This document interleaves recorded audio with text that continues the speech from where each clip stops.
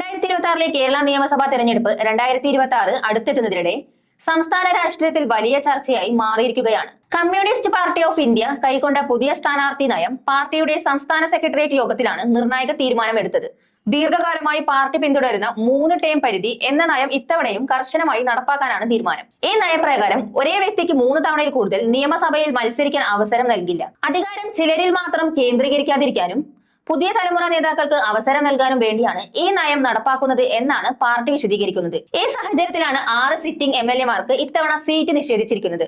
അവരിൽ പ്രധാനമായും ഉൾപ്പെടുന്നവർ A Chandrasekharan, Chittayam Gopakumar, EK Vijayan, ES Jayalal, PS Subal, B Sasi എന്നിവരാണ് ഇവർ ഓരോരുത്തരും തങ്ങളുടെ മണ്ഡലങ്ങളിൽ ശക്തമായ രാഷ്ട്രീയ സ്വാധീനമുള്ള നേതാക്കളായിരുന്നുവെങ്കിലും പാർട്ടിയുടെ നയപരമായ തീരുമാനം മുൻഗണനയായി കണക്കാക്കുകയായിരുന്നു പാർട്ടി നേതൃത്വം വ്യക്തമാക്കുന്നത്. ഇത് വ്യക്തിപരമായ വിലയിരുത്തലല്ല, സംഘടനാ നവീകരണത്തിന്റെ ഭാഗമായുള്ള നടപടിയാണ്.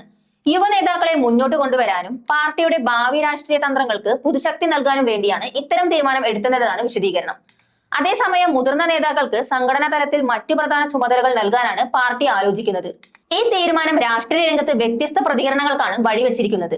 ചില മണ്ഡലങ്ങളിൽ പ്രവർത്തകർക്കിടയിൽ ആശങ്ക ഉയർന്നിട്ടുണ്ടെന്ന റിപ്പോർട്ടുകൾ ഉണ്ടെങ്കിലും പാർട്ടി നേതൃത്വത്തിൽ ആത്മവിശ്വാസമാണ് പ്രകടിപ്പിക്കുന്നത്.